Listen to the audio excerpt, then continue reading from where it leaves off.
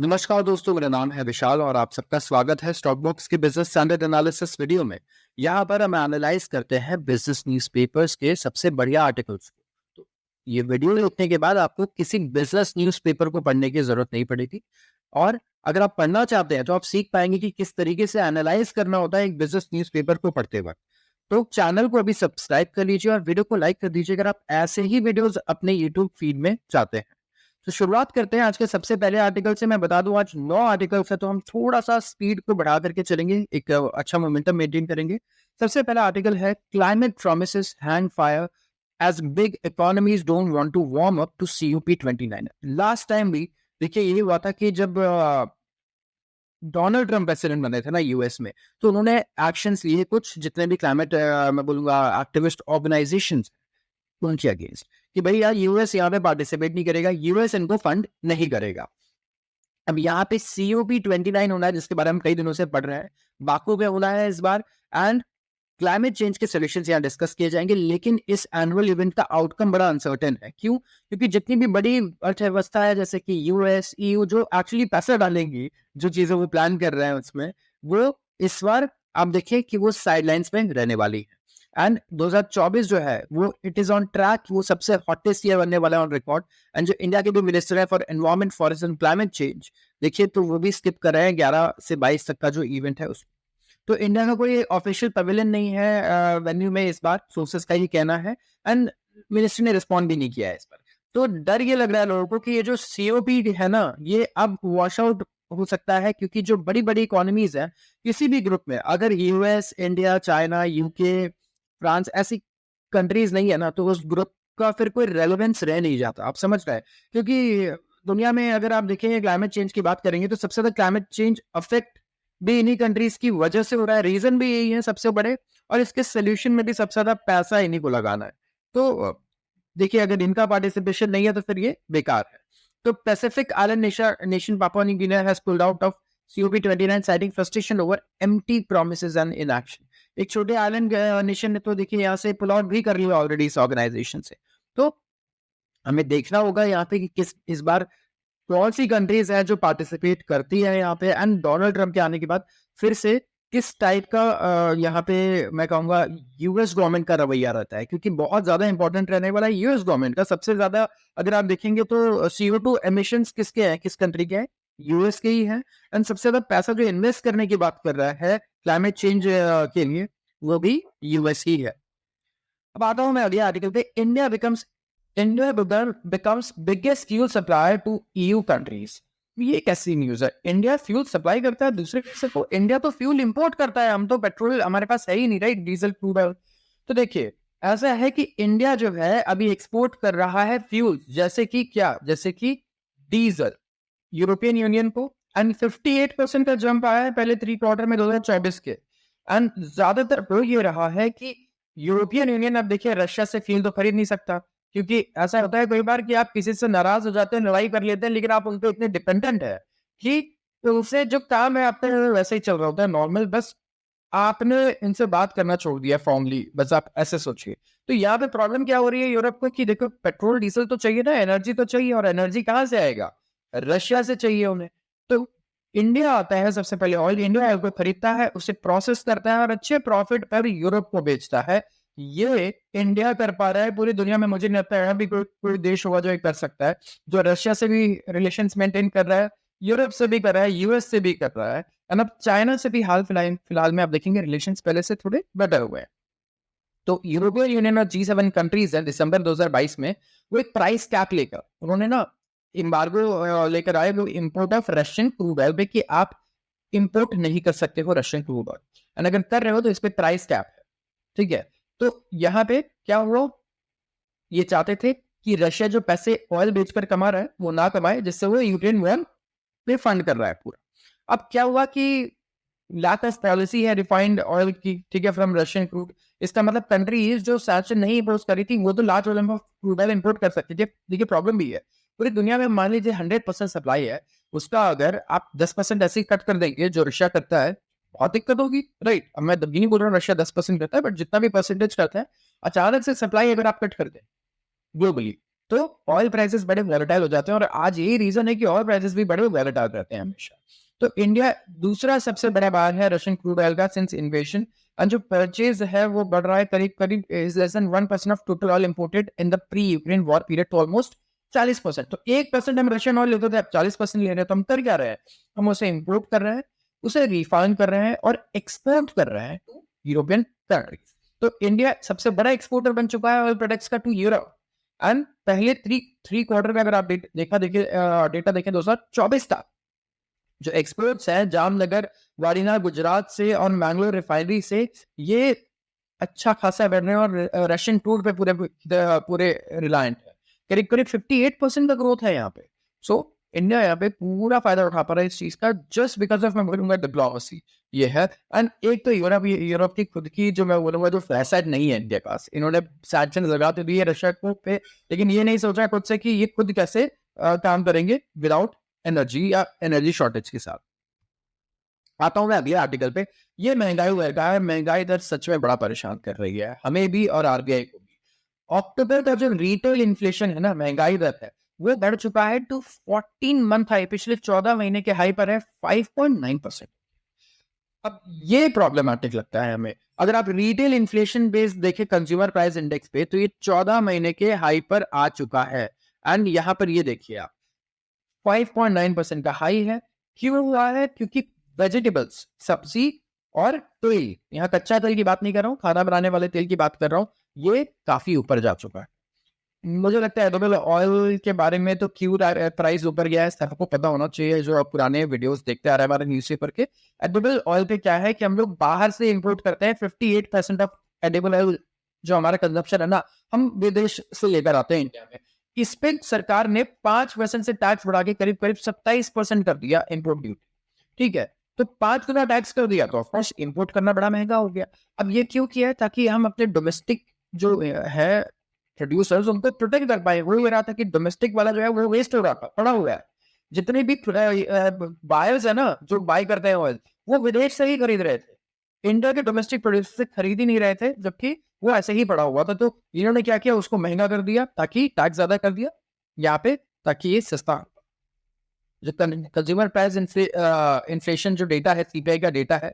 अब ये मुझे नहीं पता कि सरकार ने अचानक से क्यों किया। सरकार को पता है कि इस टाइम पे महंगाई दर प्रॉब्लम है, ठीक है, गवर्नमेंट को अच्छे से पता है, आरबीआई भी रेट कट नहीं कर पा रही है जस्ट बिकॉज ये फूड इन्फ्लेशन प्रॉब्लम है। तो पता नहीं क्या आया इनके दिमाग में कि अभी अचानक से 5 गुना इन्होंने टैक्स कर दिया। तो अगर आप देखेंगे 5.9% पे रिटेल इन्फ्लेशन इंडेक्स 1% बढ़ गया है यहाँ पे। एंड जो रिकॉर्डेड है on an average in past 11 years उसके कंपैरिजन में। तो यहाँ पे आप देख सकते हैं कि थोड़ा अब वेजिटेबल और फूड इन्फ्लेशन है, ये बहुत बड़ा प्रॉब्लम हमारे लिए बन चुका है। बड़े दिनों से हम इसे कोशिश कर रहे हैं कंटेन करने के लिए, बट वॉलिटिलिटी कम नहीं होती। वॉलिटिलिटी मतलब क्या? ये अचानक से तो 3% भी आएगा, फिर बढ़ के 6% भी हो जाएगा, ये 12% भी हो जाता है फूड इन्फ्लेशन, और फिर 14-15% भी चला जाता है। इसका कोई मतलब कहेंगे कोई ये है ही नहीं, इसमें स्टेबिलिटी नहीं है। तो हमें बस स्टेबिलिटी चाहिए। कोर इन्फ्लेशन को अगर आप देखेंगे, ठीक है, तो कोर इन्फ्लेशन ये थोड़ा सा यहाँ पे अभी 3.7% है, ये तो पहले और कम था। एंड एक्सपेक्ट कीजिए कि एवरेज जो है वो रहेगा 4.2% का अभी आगे। अपवर्ड ट्रेजेक्टरी मतलब अपवर्ड मोमेंटम, ऊपर जाने वाला मोमेंटम यहाँ पे है कोर इन्फ्लेशन में, जहाँ पे फूड प्राइस भी बढ़ रहा है, फूड प्रेशर रहेगा, ठीक है, इकोनॉमिस्ट ये मान के चल रहे हैं। आरबीआई ने न्यूट्रल स्टैंड अभी पे शिफ्ट किया है, अपने स्टैंड को न्यूट्रल पे शिफ्ट किया है लास्ट मॉनेटरी पॉलिसी मीटिंग में, लेकिन यहाँ पे इंटरेस्ट रेट कट होगा इमीडिएटली, इसका मतलब ये नहीं। और अगर ऐसा ही डेटा आता रहा जो ये अभी हम लोग पढ़ रहे हैं, तो आप तो भूल जाओ कि इंटरेस्ट रेट कट अभी होना है अगले 6 महीने में भी या 1 साल में भी, इस तरीके का अगर डेटा आता रहा। अगर आप देखें एडिबल ऑयल के दाम, वेजिटेबल्स के दाम, जैसे टमेटो 10%, 13%, इतनी ज्यादा यहाँ पे ग्रोथ हो रही है इनके प्राइसेस में। सीरियल प्राइसेस बढ़े करीब करीब 0.5%, पल्सेस अभी फ्लैट है। तो इन दोनों ने एटलीस्ट अभी हमारी जान नहीं ले रखी है, लेकिन इनमें भी स्पाइक्स आ जाते हैं। और सारी प्रॉब्लम ना सप्लाई वाली है इनमें, जितने भी वेजिटेबल्स होते हैं इनमें सारे सप्लाई शॉक्स होते हैं। क्योंकि इंडिया में देखिए ये भी है कि मॉनसून बहुत ज्यादा मैटर करता है हमारे लिए, हमारे प्रोडक्शन पे। तो कहीं ना कहीं हमारा एग्रीकल्चर जो थोड़ा अनऑर्गेनाइज है, अंडर डेवलप्ड है, वही रीजन है कि हमारे इन्फ्लेशन का अगर आप डेटा देखेंगे तो इस तरीके के स्पाइक्स आते रहते हैं हमारे वेजिटेबल प्रोड्यूस में, फार्मर्स प्रोड्यूस में। और ये कोई नहीं चाहता कि ऐसा हो, but yes it will take a lot of time अगर हम चाहें कि हमारे एग्रीकल्चर को पूरा डेवलप करें और ये सारी चीजें करें. It's not very easy. अब डिस्कस करना चाहिए हमें अगला आर्टिकल. ठीक है, तो अगला आर्टिकल अगर आप देखेंगे ये है कॉर्पोरेट अर्निंग्स के बारे में. आप अगर पैसा इन्वेस्ट करते हैं शेयर मार्केट में, थोड़ा भी अगर आप इंटरेस्ट रखते हैं, तो आपको पता होगा कि इंडिया में कंपनीज के रिजल्ट अच्छे आ ही नहीं रहे. कंपनीज पैसा नहीं कमा पा रही है ज्यादा. आप कहोगे यार चीजों के दाम इतने बढ़ रहे हैं, महंगाई भी बढ़ जा रही है चीजों की, तो ये पैसा जा कहाँ रहा है, कौन कमा रहा है, इससे किसका फायदा हो रहा है. अगर आप देखेंगे कॉर्पोरेट अर्निंग्स ये फेल हुई है इन Q2 in first in 2 years. पिछले 2 साल में पहली बार ऐसा हुआ है Q2 अभी कि हमारी जो अर्निंग्स है ये नीचे गई है. ये तो 2 साल में जो धमाकेदार हमने ग्रोथ किया है, आप यकीन नहीं करोगे जिस हिसाब से सेल्स हो रही थी कार स्कूटर्स और चीजों की, मतलब ऐसा लग रहा था कि पता नहीं कहां पर जाकर गया ये रुकेगा, ऐसा हो गया था. लेकिन बड़ा जल्दी हमें देखने को मिला है कि थोड़ा पॉज आया है इसमें. तो इंडिया इन मतलब INC होता है incorporation company continue to grapple with muted revenue growth. grapple मतलब यहां पर क्या है, अब देखिए continue to grapple with muted revenue मतलब कंपनी जो है स्ट्रगल कर रही है with muted मतलब फ्लैट, कोई ग्रोथ नहीं है. ग्रोथ होता है ऐसे ऐसे ऐसे जाता है ग्राफ, लेकिन फ्लैट सीधा चल रहा है, मतलब कोई ग्रोथ नहीं है सितंबर क्वार्टर की जहां तक बात की जाए. और मार्जिन भी घटे हैं कुछ इंडस्ट्रीज के एंड प्रॉफिट्स. ठीक है, स्पेसिफिकली अगर आप देखेंगे तो जो नॉन बैंकिंग कंपनीज है, नॉन फाइनेंशियल कंपनीज हैं, उनके लिए अगर बैंकिंग और फाइनेंशियल सर्विसेज और insurance BFSI banking financial services insurance इनकी बात करें तो ये बाकी कॉर्पोरेट सेक्टर से तो बेटर ही रहे हैं. टोटल प्रॉफिट अगर 1350 लिस्टेड कंपनीज का अगर आप एवरेज देखेंगे ना इस बार, तो ये 0.6% ड्रॉप हुआ है ईयर ऑन ईयर बेसिस पे पिछले साल के कंपैरिजन में. In the first cumulative earnings decline in 8 quarters. तो पहला डिक्लाइन है पिछले 8 क्वार्टर में. अगर ओवरऑल कॉर्पोरेट प्रॉफिट अगर आप देखेंगे कंपनीज का बिजनेस स्टैंडर्ड सैंपल में, ये गिर चुका है टू 2.80 ट्रिलियन जो था पहले 2.90 ट्रिलियन.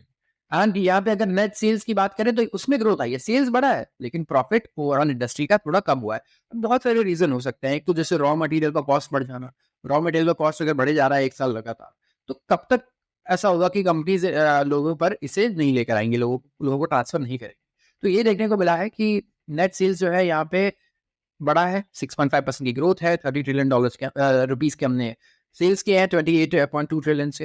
एंड ये स्लोएस्ट ग्रोथ पेस है इन द लास्ट 4 क्वार्टर्स. जो नॉन BFSI कंपनीज है, जो बैंक इंश्योरेंस सर्विसेज नहीं प्रोवाइड करती है, इनके अलावा बेसिकली जो बैंक और फाइनेंशियल सर्विसेज और इंश्योरेंस के अलावा इनका नेट प्रॉफिट डिक्लाइन हुआ है ज्यादा.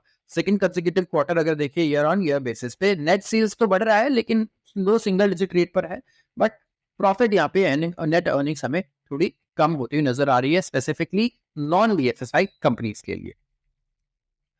आता है अगले आर्टिकल पे, retaliatory tariff on EU India to firewall local businesses. अब हम ये क्या पढ़ रहे हैं, इंडिया और यूरोप के बीच में क्या कोई ट्रेड वॉर वाली बात हो रही है क्या यहाँ पे? यूरोप तो ऑलरेडी ये चाइना के साथ कर रहा है, तो इंडिया क्या कर रहा है यहाँ पे? केयरफुल असेसमेंट कर रहा है, बहुत ही केयरफुली असेस कर रहा है इस वक्त कि फाइनलाइज करे वो प्रोडक्ट्स जो अट्रैक्ट करेंगे ज्यादा रिटेलिएटरी इंपोर्ट टैरिफ.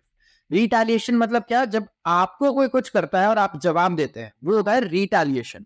और इंपोर्ट टेरिफ्स मतलब बाहर से, विदेश से अगर आप कोई भी सामान लेते हो ना, इंडिया के बॉर्डर आने के लिए, बॉर्डर में घुसने के लिए उसको टैक्स पे करना पड़ेगा, वो होता है इंपोर्ट ड्यूटी.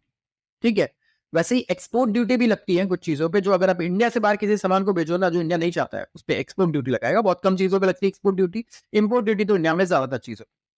और ये बात हो रही है यूरोपियन यूनियन के साथ. तो गवर्नमेंट जो पॉलिसी डिसीजन है वो एम कर रही है कि हम लोकल इंडस्ट्री को हमारी हर्ट नहीं करना चाहेंगे, और हायर इंपोर्ट ड्यूटी जो है कि रॉ मटेरियल्स पे वो नहीं लगाना चाहेंगे. क्योंकि क्या होता है कि इंडिया मैन्युफैक्चरिंग करता है ना, तो मैन्युफैक्चरिंग के लिए भी बाहर से काफी सारा सामान लेकर आता है इंडिया में, उसे असेंबल करता है या यूज होता है वो बीच में प्रोडक्शन में, तो उस पर भी इंपोर्ट ड्यूटी काफी लगता है इंडिया.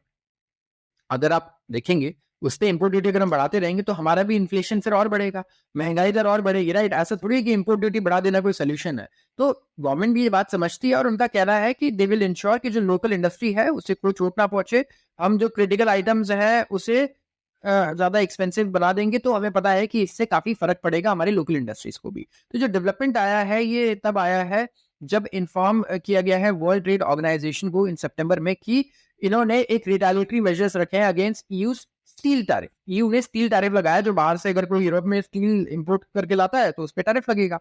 तो जो ग्रैनुलर स्टडी की गई है regarding this topic is being done, अभी जो चल रही है अभी ग्रैनुलर स्टडी, एंड यहाँ पे इस पे अगर आप देखेंगे तो कुछ इंटरेस्टिंग डेटा भी है जो मैं आपको दिखा देता हूँ। जैसे कि सितंबर में इंडिया ने इन्फॉर्म किया वर्ल्ड ट्रेड ऑर्गेनाइजेशन को कि भाई देखो हम रिटेलिटरी मेजर्स लेंगे यूरोपियन यूनियन के स्टील टैरिफ के, करीब $4 बिलियन का इंडिया एक्सपोर्ट करता है, ठीक है, जो यहाँ पे हिट होगा।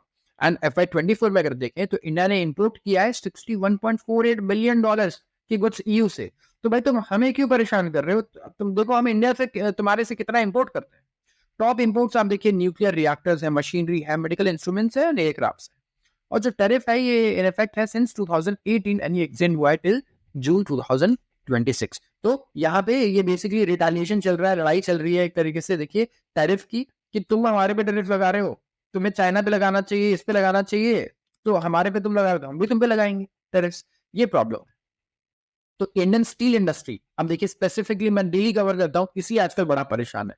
एक तो हमारे स्टील पे बाहर टैरिफ लग गया अगर हम एक्सपोर्ट करते हैं, और इंपोर्ट करने पे इंडिया में टैरिफ नहीं है, तो चाइनीज जो स्टील इंडस्ट्री है वो क्या कर रही है, पूरा बढ़िया मजे से एक्सपोर्ट कर रही है इंडिया में, और बहुत ही कम दाम पे अपने स्टील और मेटल्स को बेच रही है, ओवर सप्लाई क्रिएट कर रही है, जिसकी वजह से इंडियन कंपनीज को काफी लॉस फेस करना पड़ रहा है दोनों जगह से। एक्सपोर्ट में भी प्रॉब्लम है और इंपोर्ट पे कोई रिस्ट्रिक्शन नहीं है, वहां भी परेशानी हो रही है। अब डिस्कस करते हैं ester DM quality care merger talks in final lap. ये एस्टर डीएम क्या है? आप देखिए हमारे हेल्थ केयर फार्मास्यूटिकल इंडस्ट्री में आती है एस्टर डीएम, एंड ब्लैकस्टोन ये काफी बड़ा एक प्राइवेट इक्विटी फर्म है, दुनिया में काफी ज्यादा मैं कहूंगा फेमस है। एंड यहाँ पे बात चल रही है मर्जर नेगोशिएशंस की, ठीक है। इक्विटी मेजर ब्लैकस्टोन जिस owned quality care India, Bangalore based listed hospital chain है एस्टर डीएम हेल्थ केयर, ये फाइनल स्टेज में आ गया है ब्लैकस्टोन के साथ, और मेजॉरिटी स्टेक यहाँ मर्ज एंटिटी में लेने की बात चल रही है। यूएस की जितनी कंपनीज है ना, इस टाइम पे पता नहीं क्यों क्या हो गया है, इन सबके आंखों में इंडियन हेल्थ केयर कंपनीज आ गई है। इनको इंडिया के हेल्थ केयर में इतना ज्यादा इंटरेस्ट आ गया है कि ये जम करके इन्वेस्ट कर रहे हैं, बाय कर रहे हैं हमारी हेल्थ केयर कंपनीज को, फार्मा कंपनीज को। एंड क्या रीजन है देखिए, अभी तो ये देखना पड़ेगा क्या है, हम क्या खुद भी मिस आउट कर रहे हैं जो हमारे यहाँ इतनी अच्छी अच्छी कंपनीज है और हमें ही नहीं पता। According to plan under negotiation, जो क्वालिटी केयर है ये मर्ज करेगा लिस्टेड एंटिटी के साथ, जिसे रीनेम किया जाएगा Aster DM quality care, and private equity firm TPG and Aster promoters जो है मूपियन फैमिली, वो माइनॉरिटी स्टेक इसमें होल्ड करेगी मर्ज एंटिटी में। एंड यहाँ पे अगर आप देखेंगे सोर्सेस की अगर आप माने तो जो मर्जर है वो फाइनल स्टेजेस में आ चुका है, एंड शेयर स्वैप डील भी एक्सपेक्टेड है कि साइन हो जाएगी। शेयर स्वैप डील मेरे यूजर्स को शायद ना पता हो, जैसे मान लीजिए आपकी और मेरी कंपनी है, मैं कह रहा हूँ भाई देखो हम दोनों ना मर्ज हो जाते हैं, जुड़ जाते हैं एक दूसरे के साथ, तुम्हारी 100% तुम ओन करते हो, मैं भी 100% ओन करता हूँ, नई कंपनी बनाता है जिसमें 50 तुम्हारा 50 मेरा, ठीक है, तो और बढ़िया रहेगा। हम एक दूसरे से फालतू में कम्पीट कर रहे हैं, एक दूसरे के सामने शोरूम खोलना पड़ता है हम लोगों को, इससे बढ़िया क्या है हम एक ही ब्रांड बन जाते हैं, एक ही शोरूम खोलेंगे उस मोहल्ले में या एरिया में, और दोनों एक प्रोडक्ट बेचेंगे अपने खुद के। तो ये क्या हो रहा है, हम दोनों और एफिशिएंट हो जाएंगे अगर जुड़ गए तो इसे मर्जर बोला जाता है सबसे पहले। तो ये जो मर्जर है, और मर्जर में आप देखिए स्वैप डील्स होती है, तुम एक शेयर अपना दो इस कंपनी में, नई कंपनी में मैं अपना शेयर दूंगा और उसके बदले लेट्स से हमें आधा मिलेगा या 2 शेयर मिलेगा, जितना भी शेयर मुझे मिलेगा उसके बदले, तो ये हो जाता है शेयर स्वैप।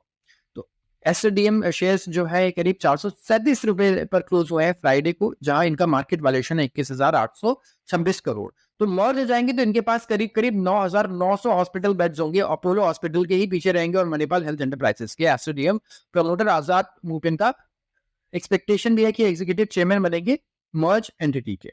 तो अब देख सकते हैं किस तरीके से फॉरेन जो इक्विटी फर्म्स हैं, बुटीक इक्विटी फर्म्स या फिर दूसरे जो जितने भी बड़े बड़े इक्विटी फर्म्स हैं, इंडिया हेल्थ केयर स्पेस में इनका इंटरेस्ट बहुत ज्यादा बढ़ रहा है। थोड़ा हमें एंशियसनेस भी लगता है कि कहीं इंडिया का जो मॉडल है ना हेल्थ केयर का, वो यूएस की तरह ना बन जाए, एकदम प्योर कैपिटलिस्ट ना बन जाए हम हॉस्पिटल्स और हेल्थ केयर के मामले में, क्योंकि हमारे यहाँ अभी भी अफोर्डेबिलिटी इश्यूज है ऑलरेडी।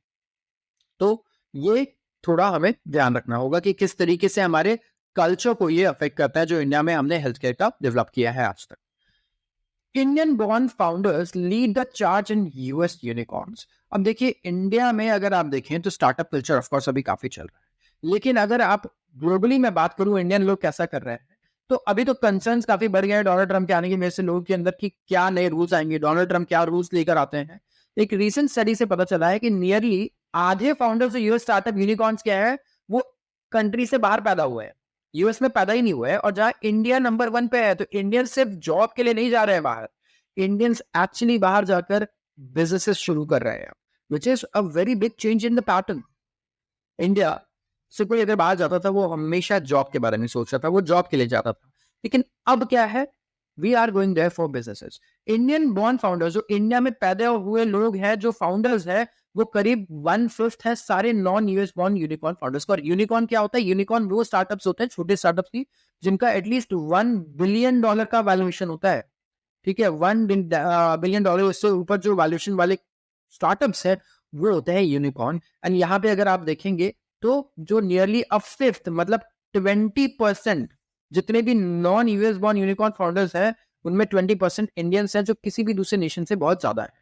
ये फाइंडिंग्स आई है study release by Stanford graduate school of business venture capital initiative. And करीब 1078 फाउंडर्स का डेटा सेट है, जिसमें 44% वो थे जो यूएस बॉर्न नहीं थे बर्थ बाय बर्थ। एंड जो नॉन यूएस बॉर्न फाउंडर्स थे, जो 65 कंट्रीज से आते थे, इंडिया इसमें नंबर 1 था। करीब 90 अगर आप देखेंगे फाउंडर्स है, यूनिकॉर्न फाउंडर्स, वो इंडिया के अकेले। और इसके अलावा यूएस में जो इंडियन ओरिजिन अगर आप फाउंडर्स देखोगे, उसको मिलाकर के तो मुझे लगता है बहुत ही बड़ा नंबर आएगा इंडिया से। तो Indians are moving towards business and startup from jobs, ये हम लोग बोल सकते हैं। एंड यहाँ पे अगर आप देखेंगे बाकी नंबर पे, तो इजराइल आता है नंबर 2 पे, कनाडा आता है नंबर 3 पे, यूके नंबर 4 पे, and China with 27 founders. So Indian diaspora आप देखिए वहां पे बिजनेसेस में काफी बढ़िया कर रहा है। और ये चार्ट पे आप देख सकते हैं कि India 90, Israel 52, Canada, and last में आता है यहाँ पे इस डेटा में बेल्जियम। तो number of founders almost double है नंबर 2 से, जो इंडिया से। तो काफी सारे मेरे यूनिकॉर्न फाउंडर्स जो हैं, वो आउटसाइड यूएस पैदा हुए हैं। साइजेबल अमाउंट जो है, इन्होंने हायर एजुकेशन वगैरह यूएस से की है, तो इन्होंने बैचलर्स यूएस से कर लिया या मास्टर्स यूएस से किया, एंड वहीं पे उन्होंने अपना बिजनेस सेटअप किया।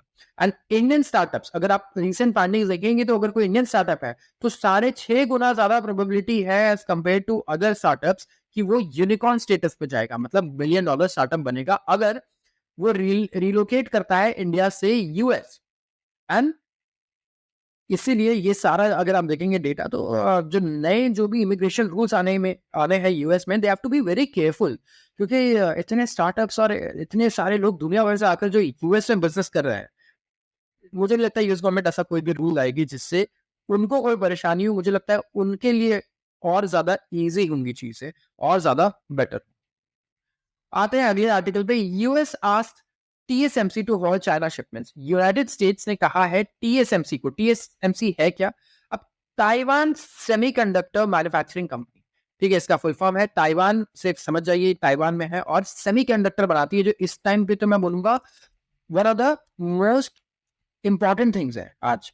इसको लेकर के इतनी डिप्लोमेसी, इतनी पॉलिटिक्स चल रही है दुनिया भर में। अगर आप देखेंगे सारी कंट्रीज यहाँ पे इतनी चीजें कर रही है कि नहीं नहीं, सेमीकंडक्टर मैन्युफैक्चरिंग हमें सबसे पहले तो किसी और को नहीं करने देना है, जैसे यूएस का गोल है चाइना के पास नहीं जाना चाहिए, और हमें खुद अपने यहाँ सेटअप करना है। इवन इंडिया में भी काफी सेमीकंडक्टर मैन्युफैक्चरिंग की बात चल रही होती है, एंड गवर्नमेंट काफी सारी पॉलिसीज भी लेकर रही है। तो ये आर्टिकल क्या कह रहा है, हमने समझ लिया कि आर्टिकल है सेमीकंडक्टर्स के बारे में। यूएस बोल रहा है कि ताइवान सेमीकंडक्टर मैन्युफैक्चरिंग कंपनी जो है, ये सारे शिपमेंट होल्ड कर दे एडवांस चिप्स के to Chinese customers. Chinese customers को आप अपने एडवांस चिप्स नहीं दो, जो आर्टिफिशियल इंटेलिजेंस एप्लीकेशन में यूज होते हैं।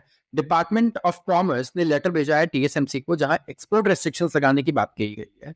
ठीक है, जो सोफिस्टिकेटेड चिप्स हैं ऑफ 7 नैनोमीटर और मोर एडवांस डिजाइन जो चाइना में जाते हैं, जो एआई एक्सेलरेटर को पावर करते हैं या ग्राफिक्स प्रोसेसिंग यूनिट्स को पावर करते हैं, तो उनका ये कहना है कि चाइना के पास हम नहीं चाहते कि हमारी कोई टेक्नोलॉजी जाए। Huawei अगर आप देखें तो at centre of US action, ये रेस्ट्रिक्टेड ट्रेड लिस्ट में आएंगे। Huawei तो काफी फेमस ब्रांड है इंडिया का, राइट? उसके फोन्स भी आप में से कई लोगों ने यूज किए होंगे Huawei के, एंड अभी भी वो है फोन ब्रांड, चाइना में काफी बड़ा ब्रांड है, काफी चीजें बनाते हैं चाइना में। तो यहाँ पर आप ये देखिए कि उसे तो बैन कर दिया यूएस ने कि इसके साथ तो ट्रेड ही नहीं करना है Huawei के साथ। एंड अब यूएस प्रेशराइज कर रहा है दूसरी कंट्रीज को, जैसे कि ताइवान, की आप अपनी जो टेक्नोलॉजी है सेमीकंडक्टर्स की, वो चाइना के पास बिल्कुल मत जाने दो। ऐसे ही उन्होंने एनवीडिया और दूसरे यूएस फर्म्स के साथ भी किया है। रेस्ट्रिक्शंस है कि आप एक लिमिटेड मैं बोलूंगा जो स्पीड और एडवांस प्रोसेसर्स हैं सिर्फ उनको ही बेच सकते हो चाइना या दूसरी कंट्रीज में। आप बाकी चीजें यूएस में ही रखो या यूरोप तक ही रखो, जिसको हम बोलेंगे उसी को बेचो, क्योंकि ये बहुत एडवांस टेक्नोलॉजी है और इससे काफी एडवांस मतलब बोलूंगा मैं एडवांटेज मिलता है। यूएस बेसिकली काफी ज्यादा एडवांटेजेस है यहाँ पे in terms of that technology, तो वो एडवांटेज वो खोना नहीं चाहता। बात करते हैं अगले आर्टिकल की, वो है बिटकॉइन के बारे में। बिटकॉइन $80,000 के ऊपर चला गया है पहली बार। एंड यहाँ बात चल रही है ट्रम्प की। ट्रम्प के आने के बाद इतनी ऑप्टिमिज्म आ जाएगी बिटकॉइन मार्केट में, ये सोचा नहीं था मैंने। जो बेस्ट ऑन क्रिप्टो करेंसी है करीब करीब 65% ऊपर है इस साल। 38,000 पे था ये एक साल पहले, 38,500 पे, और अब 80,000 पे पहुंच गया है। तो ट्रम्प ने कहा है कि वो क्रिप्टो कैपिटल बनाएंगे यूएस को, दुनिया का। इस टाइम पे मैं कहूंगा क्रिप्टो कैपिटल दुबई है। एंड यूएस तो काफी मैं बोलूंगा उसके अगेंस्ट ही निकाल रहा था रेगुलेशन स्टार्टिंग में, बट अब काफी चेंज हो गया है वहां पे जो रेगुलेशन है पहले से। बट इनका कहना है कि क्रिप्टो कैपिटल बनाएंगे, किसको? यूएस को। एंड ये सिर्फ मैटर ऑफ टाइम है जब before a run up of some sort awkward given the perception of Trump being pro crypto. तो क्योंकि एक प्रो क्रिप्टो प्रेसिडेंट आए पहली बार जो इतने वोकल है यूएस में, काफी ज्यादा बुलिशनेस आ गई है क्रिप्टो को लेकर। बिटकॉइन ऐड किया है करीब 91% सो फार इन 2024। काफी बढ़िया डिमांड है बिटकॉइन की। बिटकॉइन के ईटीएफ भी आ गए, एक्सचेंज ट्रेडेड फंड्स। मतलब अब आप बेसिकली जैसे म्यूचुअल फंड में पैसा लगाते हो ना स्टॉक्स के लिए, या फिर आप ना गोल्ड में ऐसे भी इन्वेस्ट कर सकते हैं कि आप एक फंड में पैसा लगा दो जो गोल्ड में इन्वेस्ट करता है। एक फंड में ईटीएफ बोलते हैं उसे, ईटीएफ में पैसा लगा दो फंड में जो सिल्वर में इन्वेस्ट करता है। वैसे ही बिटकॉइन के फंड्स आ गए हैं वहां पे, जिसमें लोग खरीद रहे हैं ईटीएफ को। बिलियंस ऑफ डॉलर्स की यहाँ पे बाइंग हुई है। अगर आप देखेंगे पिछले 2 साल में, इवन ब्लैक रॉक का $35 बिलियन का आईशेस बिटकॉइन ट्रस्ट है, जिसने रिकॉर्ड डेली इनफ्लो रिकॉर्ड किया है $1.4 बिलियन का। तो हम देख रहे हैं किस तरीके से बिटकॉइन यहाँ पे कितना मैं बोलूंगा आउट परफॉर्म कर रहा है सारे मार्केट्स को। यहाँ पे bitcoin and US stock market ऐसा है इस टाइम पे कि पूरी दुनिया ये सारे सिक्योरिटीज को आउट परफॉर्म कर रही है। तो आज के लिए बस इतना ही। अगर वीडियो अच्छी लगी तो इसे सब्सक्राइब कर लीजिए इस चैनल को अभी, एंड वीडियो को लाइक भी जरूर कर दीजिए। आप सबका बहुत बहुत धन्यवाद।